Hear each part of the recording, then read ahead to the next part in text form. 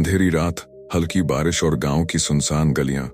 एक लाचार कुत्ता भूखा प्यासा, दर्द से कराहता हुआ इधर उधर भटक रहा था। उसके शरीर पर घाव थे, आंखों में गहरी उदासी। गांव के एक छोर पर बड़ी रोशनी थी, वहां से पकवानों की खुशबू आ रही थी। आज गांव के सबसे बड़े सेठ हरप्रसाद ने भव्य दावत रखी थी। हलवा, पूरी, पुलाव, पनीर, तरह तरह के व्यंजन बन रहे थे। कुत्ते का पेट जल रहा था। वह चुपचाप सेठ के आंगन में घुसा, उम्मीद थी कि कोई उसे भी एक टुकड़ा देगा। लेकिन तभी एक जोरदार आवाज गूंजी, अबे यह कुत्ता यहाँ कैसे घुस आया? सेठ का नौकर गुस्से में दौड़ा और कुत्ते को लाठी से मारने लगा। बेचारा कुत्ता चीख पड़ा। सेठ ने गुस्से से कहा, इसे तुरंत भगाओ, हमारे खाने को अपवित्र कर दिया। इस गंदे जानवर ने। कुत्ता लंगड़ाता हुआ वहां से भागा। उसकी आंखों से आंसू निकल आए। वह गांव की गलियों में इधर उधर भटकता रहा। कुछ लोगों के दरवाजे पर गया, लेकिन किसी ने उसे पत्थर मारा, किसी ने गालियां दी। आखिरकार थक हार कर वह एक मंदिर के बाहर बैठ गया। तभी वहां एक ब्राह्मण आया जो भूखा था और भोजन की तलाश में था। एक महिला ने उसे आटा दिया, जिससे वह रोटियां बनाने लगा। लेकिन तभी भूख से तरपता कुत्ता वहां पहुंच गया और आटे की एक लोई उठाकर भाग गया। ब्राह्मण गुस्से में चिल्लाया, अरे यह कुत्ता मेरा आटा ले गया, इसे पकड़ो। लोगों ने दौड़कर कुत्ते को घेर लिया। किसी ने पत्थर उठाया, किसी ने डंडा, लेकिन तभी रुको, सब लोग ठहर गए। गांव का एक युवक सुरेश वहां खड़ा था। उसने देखा कि कुत्ता कांप रहा था, लेकिन उसकी आंखों में सिर्फ भूख थी, कोई चोरी का इरादा नहीं था।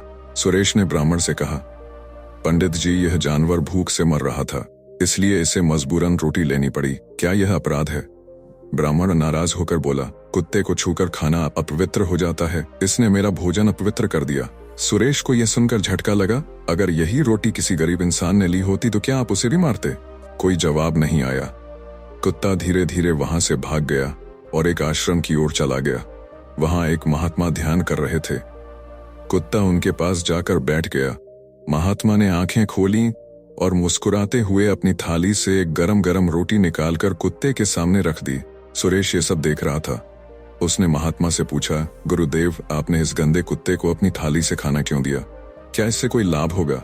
महात्मा हंसे और बोले, लाभ की सोचते हो? पहले यह सोचो कि अगर यह कुत्ता इंसान होता तो क्या इसे ऐसे ही सताते?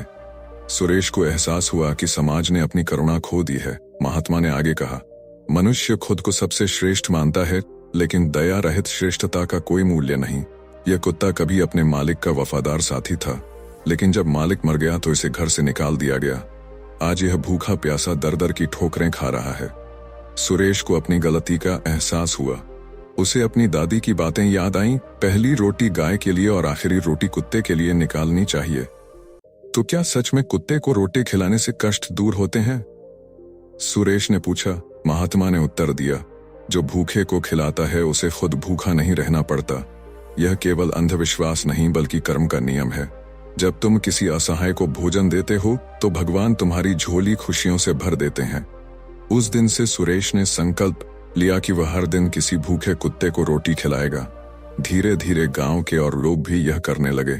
वह कुत्ता जिसे पहले लातें पड़ती थीं, अब प्यार और सम्मान पाने लगा। और इस तरह सिर्फ एक रोटी से इंसानियत की एक नई शुरुआत हुई।